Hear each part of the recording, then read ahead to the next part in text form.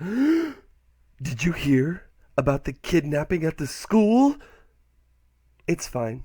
I just woke him up. You like that, you like that.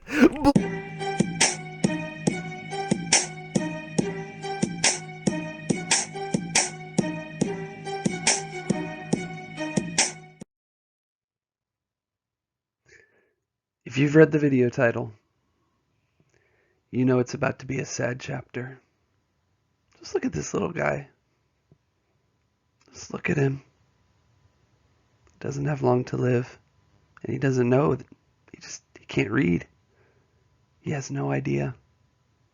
Don't tell him, okay? It's not going to be an easy chapter to get through.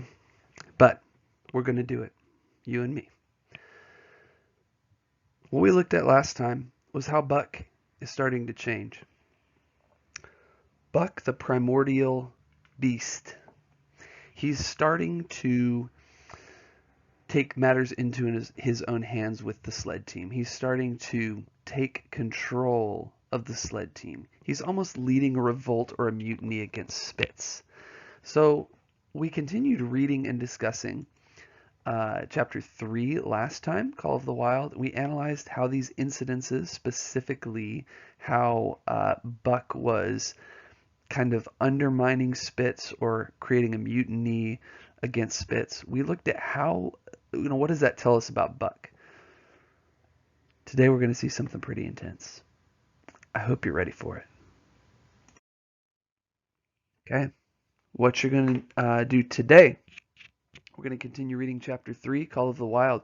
We're going to analyze how incidences reveal more about his character. Okay, so we're really learning about Buck here. This is an example of a character that's called a dynamic character. Like usually when authors write books, they have static characters or they have dynamic characters. Static means they stay the same. Because if you ever listen to static on a television screen, it's just like, right? It's just the same sound. Static means it stays the same. So characters that never change or stay the same, those are static characters. Dynamic characters are ones who change a lot through a book or film. They are ones that start off one way and end totally a different way. You could think of, let's go back to maybe like The Lion King, okay? This is a classic example. Static versus dynamic characters. If you look at characters like, is his name Zazu? Zazu? The Hornbill? He's a static character. He's kind of snippy and grumpy at the beginning of the film, and he's snippy and grumpy at the end of the film. Doesn't matter who's king, doesn't matter who's in charge, he's always just kind of grumpy and sassy. Static character. The film didn't change him at all. Dynamic character, Simba. Starts off as a fun-loving little kid. He gets his world shattered by seeing his father killed, and he decides to run away from responsibility. He never wants to be responsible again, so he's already changed dynamically. But eventually he comes to embrace the responsibility after, the plot weighing against himself. He goes back to be king and takes his rightful place. So he goes from avoiding all responsibility to taking ultimate responsibility for his whole kingdom. That's a dynamic character. So when you think about static versus dynamic, so far with Buck, think about the way he started the book and think about how he is now. Would you say he's more of a static character or dynamic character? Dynamic. Yep, that's right. He's changing a lot. We're going to see even more at the end of this chapter. Materials you're going to need for today. Call of the Wild, of course, our famous book here. Pages 36 to 40. I'll give you more details when we begin our reading. And you're going to need blue notebook pages 34 through 36. Also, you're going to need your vocab chart, which is near the beginning of the notebook. All right? Bonus. Bonus. Almost forgot about the bonus. We are going to have a bonus during this video, so make sure you watch all the way to the end and make sure you smash that like button. All right, so we're going to go to page 36 in our book, and you're going to follow along as I read. I do suggest you follow along. Go ahead and play this video while I read. follow along with your eyes. It is going to help you look at words that maybe you've never seen before for the first time, and you'll hear me read them out loud, so you'll get that. And you're also going to get an understanding of the book as I explain it as we go. Okay, so it's not so confusing, and you're going to start acing those quizzes because I'm going to explain the thing to you. When you look back in the book, you'll go, oh yeah, I remember Mr. Faber saying that. So make sure you follow along. Page 36, at the very bottom of the page, at the mouth of the Taquina. Pause the video and get there. Very good. Okay, so you've got page 36 and at the bottom of the page. Now, just a quick recap. If we look at the paragraph just above that and read the first couple of words, the breaking down of discipline. Oh yeah, the breaking down of discipline. Buck is trying to break down Spitz's authority. Spitz is in charge of all the dogs. You know, as far as dogs go, Spitz is in charge. But Buck's doing everything he can to undermine that or take it away. And it seems to be working. And yeah, they can't even pull together very well. Francois is getting really annoyed because he's trying to get these dogs to work. And Buck is very subtly, very sneakily trying to get all the dogs to rebel against Spitz, and it's causing a lot of problems. So let's go ahead and read. At the bottom of the page says, at the mouth of the Taquina. Here we go. At the mouth of the Taquina, this is a river, one night after supper, Dub turned up a snowshoe rabbit. This guy. This little guy right here. He's the star of the show today, okay? You need to feel something in your heart when you look at this. Because it's about to get ugly. And I want you to cry. You get bonus points if you cry today. All right. So Dub turned up a snowshoe rabbit, blundered it. That means he kind of tripped over it. And missed. In a second, the whole team was in full cry. 100 yards away was a camp of the Northwest Police with 50 dogs, huskies all, who joined the chase. The rabbit sped down the river. It turned off into a small creek, up the frozen bed of which it held steadily. It ran lightly on the surface of the snow, while the dogs plowed through by main strength. Buck led the pack, 60 strong, around bend after bend, but he could not gain. He lay low on the race, whining eagerly, his splendid body flashing forward leap by leap in the wan white moonlight. And leap by leap, like some pale frost wraith, the snowshoe rabbit flashed on ahead. So he's flying ahead. This little guy, he's making good time.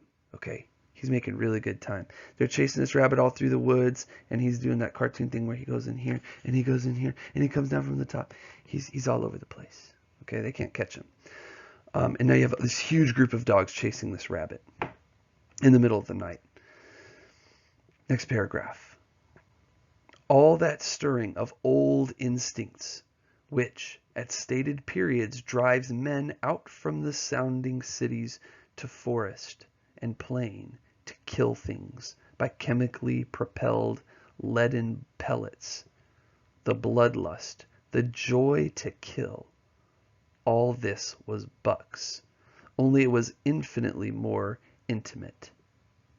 He was ranging at the head of the pack, running the wild thing down, the living meat, to kill with his own teeth and wash his muzzle to the eyes in warm blood. Push pause. What? Buck. Buck's a savage. Buck is absolutely savage. Look at that line. What is this an example of, where he says he's looking forward to killing this rabbit, and they describe the rabbit as, or Jack London describes the rabbit as living meat, to kill with his own teeth and wash his muzzle to the eyes with warm blood. What literary technique is Jack London using there? I'm going to just give you a blank second here. What do we call that when authors use that very vivid language to give us a picture by using things we can feel? Teeth, muzzle, blood up to the eyes, warm blood up all on his face. It's like we can almost feel that or see it or taste it. It's disgusting, right? But okay, what is that? What's that technique called? It has to do with the five senses. It starts with an I. Yes. Imagery. Imagery. Okay, remember imagery. So he's using imagery here. Okay, let's go to the next paragraph, middle of page 37. There is an ecstasy, or like a tremendous amount of joy and pleasure. There is an ecstasy that marks the summit or the top of life, and beyond which life can't rise. And such is the paradox of living. This ecstasy comes when one is most alive, and it comes as a complete forgetfulness that one is alive. This ecstasy, this forgetfulness of living, comes to the artist, caught up and out of himself in a sheet of flame. It comes to the soldier, war-mad on a stricken field and refusing quarter or refusing rest. And it came to Buck, leading the pack, sounding the old wolf cry, straining after the food that was alive and that fled swiftly before him through the moonlight. He was sounding the deeps of his nature, and of the parts of his nature that were deeper than he, going back into the womb of time. The womb of time? Let's think about that phrase. A womb is a place where a baby is made. Time. So the womb of time. So the very beginning of time, right? The infancy of time. This is talking about almost like, this is poetry, okay? This is like poetic language. He doesn't literally mean that the Big Bang at the beginning of time, or like when God said, let there be light. He's not talking about that. He's saying, as a picture, the desire to hunt and kill goes back farther than anyone can imagine. It's something that's almost woven into the fabric of the universe. It's something that's almost like life and death. Like stars live and die. They explode. It's something at the core of existence. So when he says he's tapping into this nature, this part of his nature that we're deeper than himself, and it goes back to the womb of time, he's like, Buck is almost being possessed by the demon of killing or something, or like the demon of hunting. There's this idea that it's so old that it's not even human. It's not physical. It's almost a spirit or something like that. Okay? So that just conveys the intensity of it. It's something that exists right along with the beginning of time. Let's continue, page 37 at the bottom. He was mastered by the sheer surging of life, the tidal wave of being, the perfect joy of each separate muscle, joint, and sinew, and that it was everything that was not death, and that it was aglow and rampant and expressing itself in movement, flying exultantly under the stars and over the face of dead matter that did not move. He is experiencing the highest, most amazing experience a dog can have. Okay? He's on the hunt in the middle of the night. He's got 50 or 60 dogs charging behind him. Now, I know some of you young men play football. And even if you don't, you ever had that feeling where like, you know you're leading the pack. You know people are following you, or you're racing and you're at the front. And you can feel someone right behind you and you're just like, ah! That's this feeling Buck has. It's the ultimate. He's ready to catch this. He's ready to catch this cute little face. That's all he wants. He just wants the little rabbit. That's it. So simple. What could go wrong? Let's look at the next paragraph and find out. Page 38. But Spitz. Ooh, Spitz. We know something about Spitz. But Spitz, cold and calculating, even in his supreme moods, left the pack and cut across a narrow neck of land where the creek made a long bend around. Buck did not know this, and as he rounded the bend, the frost wraith of the rabbit still flitting before him, he saw another and larger frost wraith leap from the overhanging bank into the immediate path of the rabbit. It was Spitz. The rabbit could not turn, and as the white teeth broke its back in midair, it shrieked. Oh, the shriek! I have a side story for you. I'll get into that though. Yes, this is sad. So it shrieked as loudly as a stricken man may shriek. At sound of this, the cry of life plunging down from life's apex into the grip of death, the full pack at Buck's heels raised a hell's chorus of delight. Now, push pause. You may not know this, but I got really into raising rabbits. Yep, it was back in the day. When you become a new father, so young men, take note, it's a long ways away, but when you become a new father, you have a lot of extra time on your hands because you're up all night long. Yeah, you're helping the baby out, you're changing diapers, and while mama's feeding the baby, and like after you change diapers, you just kind of sit there. You just bored out of your skull. You'd love to sleep, but you can't because you know the baby's going to wake up in another 20 minutes anyway. So you have a lot of time on your hands. So I was like, what can I learn about? I want to learn about something. And for whatever reason, Google, I have no idea. I started learning about rabbits and became really interested, and watched a ton of videos on rabbits. And I thought, man, these are cool because not as pets, as farm animals. As farm animals, they're really useful, okay? You can eat them, right? They're delicious, very healthy for you. They also have great fur. As you can see, this one has wonderful fur, very soft and plush. And you can use their furs for all kinds of cool things.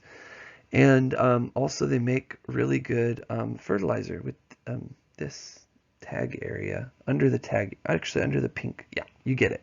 They make really good fertilizer for your lawn. So I got into that, but I could never kill a rabbit.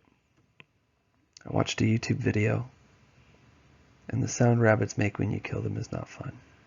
It's so sad. Don't watch it. It's too sad. But this shriek, yes, rabbits make noises.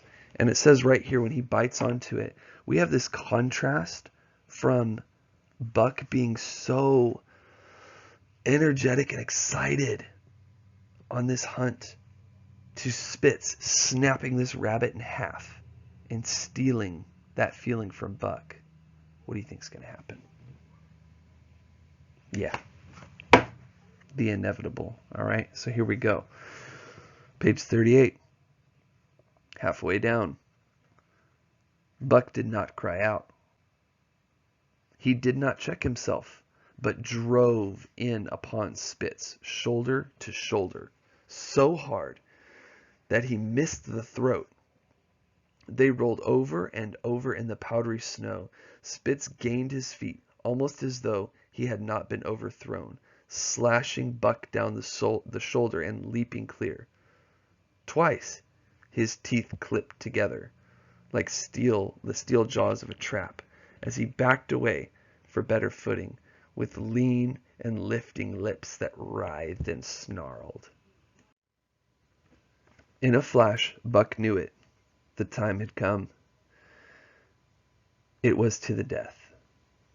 As they circled about, snarling, ears laid back, keenly watchful for the advantage, the scene came to Buck with a sense of familiarity.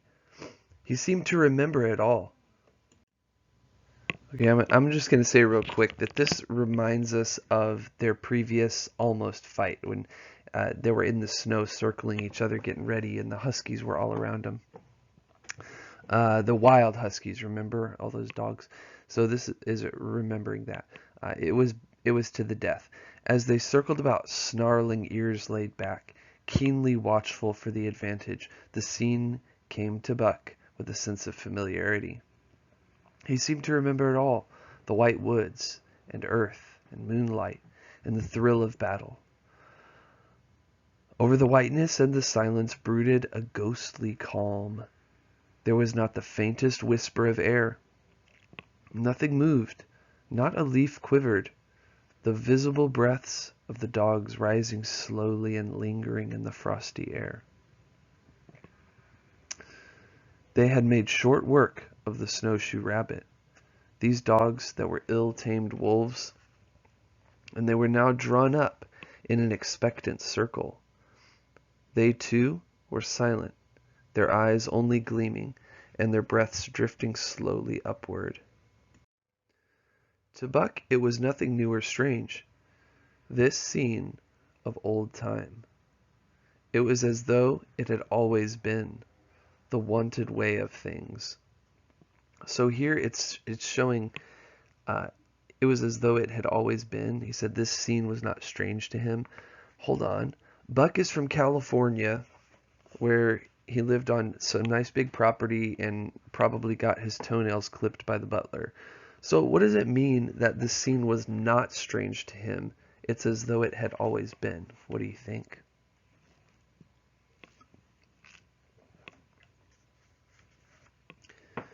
Can I tell you what I think? I think this is talking about him. We talked about ancestral memories before, memories of your ancestors. That, things that you didn't go through, but people before you have gone through it. And there's this poetic idea of tapping into those things. It's almost like, we talked about possessed, being possessed, Buck being possessed earlier in his chase. Now it's almost like he's possessed by the memories of his wolf ancestors. He's remembering something that he hasn't actually experienced himself. So let's continue. Next paragraph on page 39. Spitz was a practiced fighter. From Spitzbergen through the Arctic and across Canada and the Barrens, he had held his own with all manner of dogs and achieved mastery over them. Bitter rage was his, but never blind rage. In passion to rend and destroy, he never forgot that his enemy was in like passion to rend and destroy. He never rushed till he was prepared to receive a rush, never attacked till he had first defended that attack. In vain, Buck strove to sink his teeth in the neck of the big white dog. Wherever his fangs struck for the softer flesh, they were countered by the fangs of Spitz. Fang clashed fang, and lips were cut and bleeding, but Buck could not penetrate his enemy's guard. Then he warmed up and enveloped Spitz in a whirlwind of rushes. Time and time again he tried for the snow-white throat. There life bubbled near to the surface, and each time and every time Spitz slashed him and got away. Then Buck took to rushing, as though for the throat, when suddenly, drawing back his head and curving in from the side, he would drive his shoulder at the shoulder of Spitz as a ram by which to overthrow him. But instead, Buck's shoulder was slashed down each time as Spitz leaped lightly away. Push pause there and think about this. Have you noticed? What color is Spitz? What color is he? He's white, right? Now, there are things you don't pay too much attention to. I haven't been paying attention to Spitz's color. Maybe they've mentioned Spitz's color before, but I didn't notice it until now. Jack London's mentioned Spitz's color like 3 or 4 times on this page alone. And Spitz is what color? That's right, white. What's Jack London trying to do here with this little guy? What color was that rabbit? White, right? What color is Spitz? White. What just happened to the rabbit? Wait, Mr. Fairber, are you saying yes, the F word? Foreshadowing. Foreshadowing. Okay?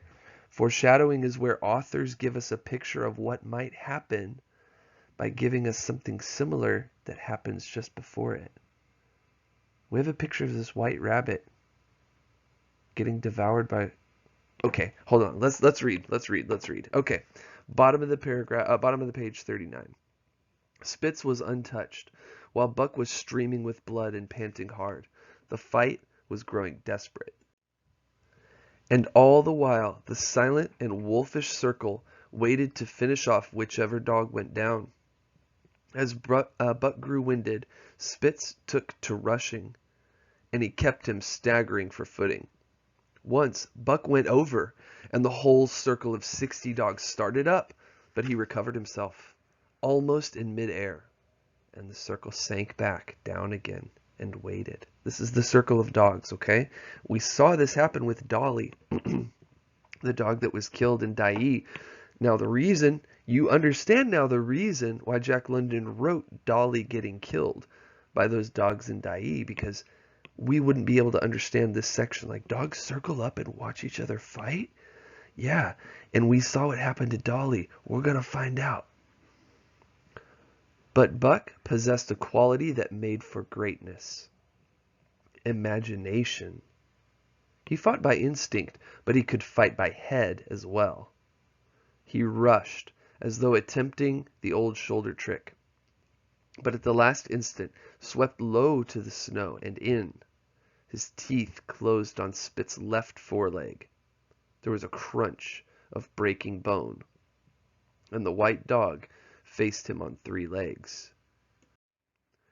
Thrice, that means 3 times, thrice he tried to knock him over, then repeated the trick and broke the right foreleg. Despite the pain and helplessness, Spitz struggled madly to keep up. He saw the silent circle with gleaming eyes, lolling tongues, and silvery breaths drifting upward, closing in upon him as he had seen similar circles close in upon beaten antagonists or bad guys, enemies, in the past. Only this time, he was the one who was beaten. There was no hope for him. Buck was inexorable. We're going to look at that word inexorable here in a little bit. Mercy was a thing reserved for gentler climes. He maneuvered for the final rush. The circle had tightened till he could feel the breaths of the huskies on his flanks. He could see them beyond Spitz and to either side, half crouching for the spring, their eyes fixed upon him. A pause seemed to fall. Every animal was motionless, as though turned to stone. Only Spitz quivered and bristled as he staggered back and forth, snarling with horrible menace, as though to frighten off impending death. Then Buck sprang in and out. But while he was in, shoulder had at last squarely met shoulder. The dark circle became a dot on the moon-flooded snow as Spitz disappeared from view. Buck stood and looked on. The successful champion, the dominant primordial beast who had made his kill and found it good. The end of chapter 3. Intense. All right, now I know you've been wiping your tears away. Our favorite dog Spitz is dead. Honestly, I think he deserved it. You know, a tyrant will always be overthrown. And Spitz certainly was a tyrant. He led by fear and violence, not popular in my book. But at the same time, I'm a little nervous for Buck. I'm a little nervous Buck might be turning into a character that I don't like. I'm not sure yet, though. I don't know how he'll use his power. If he'll become another Spitz, I don't know. Or is he going to use it more wisely? Because he is a wiser dog. I don't know. It's up to you. What do you think? What do you think? Just want to think about that. Do you like Buck still? Or you're not liking him? It's up to you. Let's look at what we're doing with our vocab chart. We have this word inexorable. Sounds like a very fancy word. Sounds pretty intense, but let's look at what it means. So let's read it in context here. Despite the pain and helplessness, Spitz struggled madly to keep up.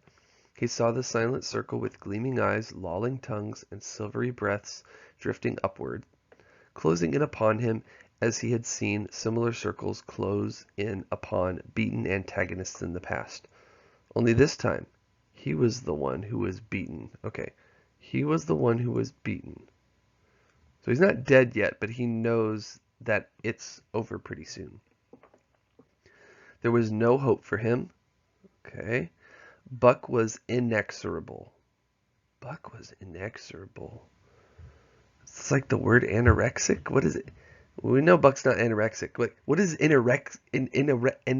inexorable? It would help if you like actually say this word. Say it to your neighbor. Say, dude, you look inexorable today. You just used it wrong, but you said the word. Mercy was a thing reserved for gentler climates. There's a misprint. In my book it says climes. This should say climates, I think. Okay, what does inexorable mean? Look over here at the right. That's the first thing you need to do in your vocab chart is find out what inexorable means. We have a prefix here, in, and then we have a suffix or an end, able. So my prefix in does not mean inside. In, when it's used as a prefix, means not, okay? So in means not. Mr. Fairber does not get any better at writing with a mouse. Able means able to do something. So it means what it says. It equals the same meaning as before. So it's pretty simple. Now, so not able to do something. Not able to exor. So we just don't know what exor means. And I'll be honest with you guys, this word exor, this root word, it's not something that's going to make sense to you. It's not. But we can make sense from context. Something Buck was not able to do at this moment. Like Spitz knows he's going to die. He knows there's no hope for him, and he sees Buck is inexorable. I'm going to die. Buck's inexorable. For sure, I'm dead. I'm going to die. Buck can't do something. But interesting. So look up what this word means, and in context, look it up. Don't copy down the Google definition. Don't copy it word for word. I want you to read the definition and then go, okay, in this context right here, what does it mean? Like, because the meaning's a little more specific here. What is Buck? What is Buck, or what is not Buck? What does inexorable mean here in this sentence? Okay? What context helped you find inexorable? We went over it right here. He was the one who was beaten. There was no hope for Spitz. And yeah. Okay. And finally, what happens in the final paragraph of chapter 3? You know that. Spitz dies. So just use that. Go ahead and fill out your vocab chart fully. Don't forget to use the pictures. Draw a picture or use it in a complete sentence. And we'll move on to the next slide when you're done. Pause it here. Finished your vocab chart, I see. And if not, go back, get it done. We will have vocab quiz coming up pretty soon because we're finishing chapter 3. So you need to study those words. Let's look at this bit of text here, and then I want us to discuss kind of the point of something we've been talking about. Here it says, read along with me. I almost fell off my chair. Spitz was untouched. While Buck was streaming with blood and panting hard, the fight was growing desperate. And all the while, the silent and wolfish circle waited to finish off whichever dog went down. As Buck grew winded or tired, Spitz took to rushing, and he kept him staggering for footing. Once Buck went over, and the whole circle of 60 dogs started up, but he recovered himself almost in mid-air, and the circle sank down and waited. Okay. What's different about Buck? What is it that enables Buck to win, ultimately? He's not doing good here.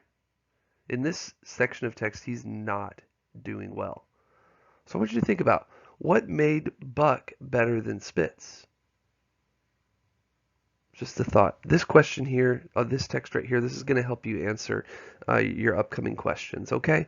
So just think about that. What took Buck from a loser, because he was losing, he was about dead, just about dead, to someone who got up and then won the fight? With that, let's go to Blue Notebook, page 34 and 35. Pause the video and get there. Blue Notebook, page 34, 35. Pause it. All right, here we are, page 34. Let's look at number 9.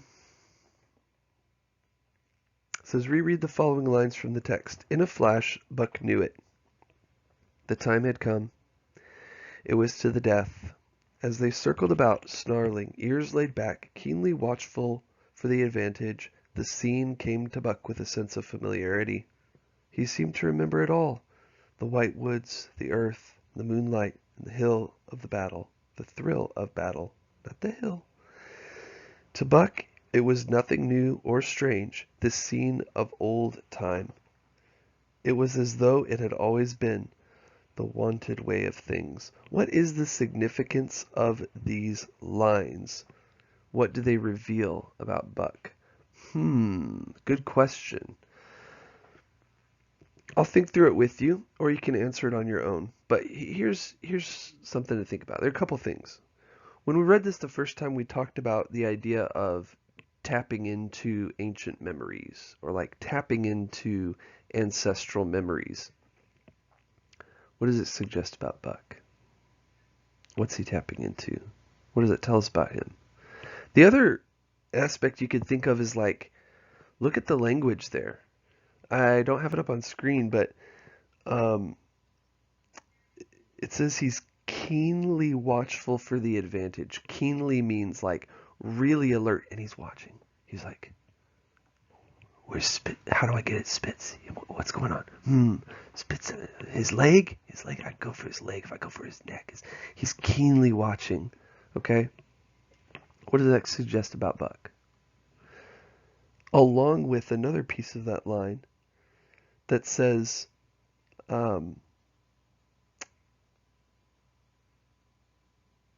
actually, I'm not sure. There's another line in here. But he's watching for the advantage. He's watching for the advantage. He's really trying a sense of familiarity, like he's familiar with what's going on. What does this suggest about Buck? Here's a way you could answer this question to start off, okay? Here we go. The phrase is keenly watchful and seem to remember suggests that Buck what? What does this suggest about Buck's intelligence? What does this suggest about Buck as a dog versus a human being? We talked about Jack London being a nature faker, didn't we? What do you think? Is this bordering on nature faking? Do you think a dog is keenly watchful and seems to remember things? Yes or no? I mean, really, it's up to you. Some people say, oh yeah, of course, my dog watches stuff very carefully all the time, and they look like they remember. Other people will be like, no, this is like a human being. So it's up to you. I mean, you're coming down on a different side of these things, but this would be a great way to start number 9. What makes this a good way to start is we're actually citing evidence in our answer. Like, we don't have to write a complete introductory sentence and then quote evidence and then explain it. We've got the introduction or the context, we've got the actual quotes, and then we're going to explain it here at the end. So this is a great little shortcut for really short answers. You're still citing evidence, you're still doing all that. So, answer number 9, come back here when you're done, pause the video. All right, excuse me, I keep coughing. Let's look at page 35 now. Number 10, it says, reread the following lines from the text. Buck possessed, let's pause so I can cough, I'll be right back. Sorry, I had rabbit for dinner. Almost got you. Didn't have a rabbit. Okay, so let's try this again. Buck was possessed. Buck was not possessed. Buck possessed a quality that made for greatness imagination. He fought by instinct, but he could fight by head as well. He rushed, as though attempting the old shoulder trick, but at the last instant was swept low in the snow and in. His teeth closed on Spit's left foreleg. There was a crunch of breaking bone, and the white dog faced him on 3 legs. Thrice he tried to knock him over, then repeated the trick, and broke the right foreleg. What is the significance of these lines? What do they reveal about Buck? Okay, what is the significance? You can think about it for a minute. Let me give you a suggestion here. We are going to do an acyclic paragraph here. We have the whole page. Try not to go over onto the back if you can help it. But yeah, we're going to use the whole page here. Now, these lines suggest that Buck is what? Because that's the question. What do they reveal about Buck? These lines suggest that Buck is what?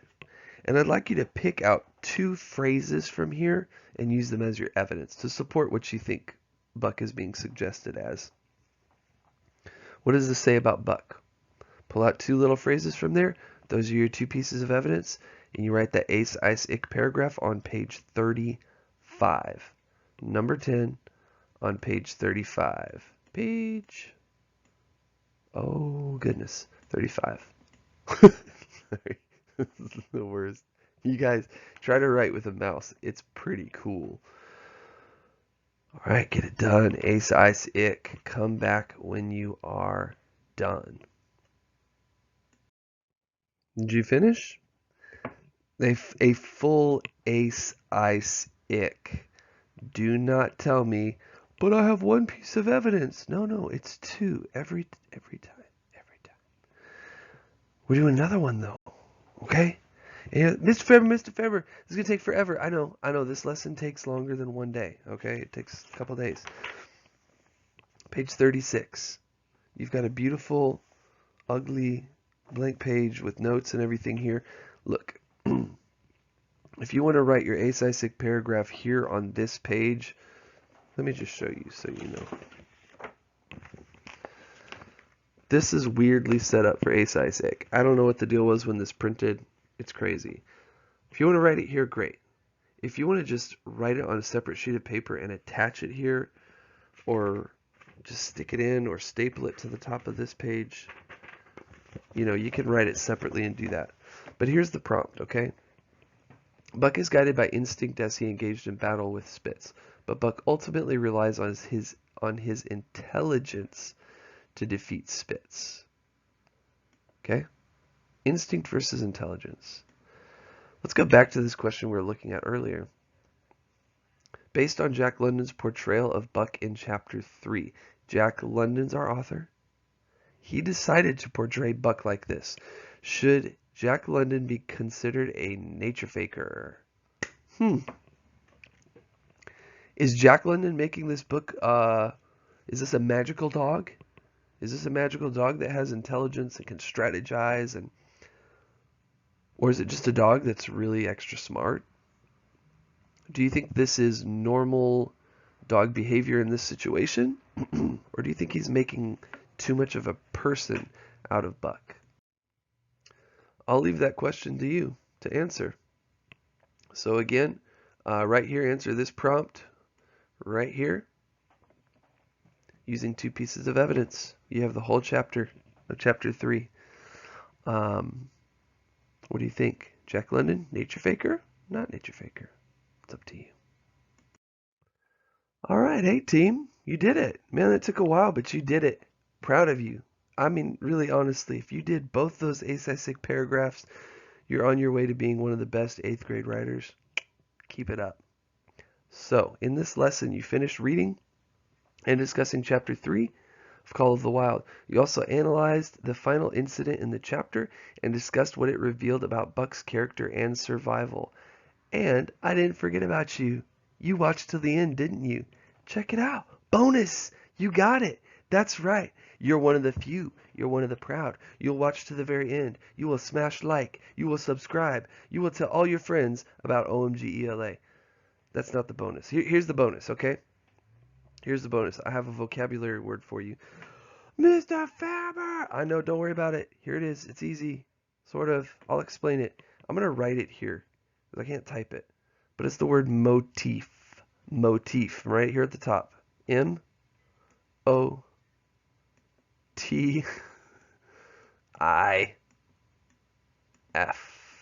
Woota! Motif. What I'd like you to do is write this word motif in your vocabulary chart in just a moment. Don't go there yet. I'm just going to write this word motif. Let me explain what it is. It will be on the quiz, but it'll be like an extra credit question. So you watch to the end, you get bonus extra credit on the quiz. And if you fill it out on your vocabulary chart, I'll give you double extra credit on the quiz. All right. Okay, so here we go. What is a motif?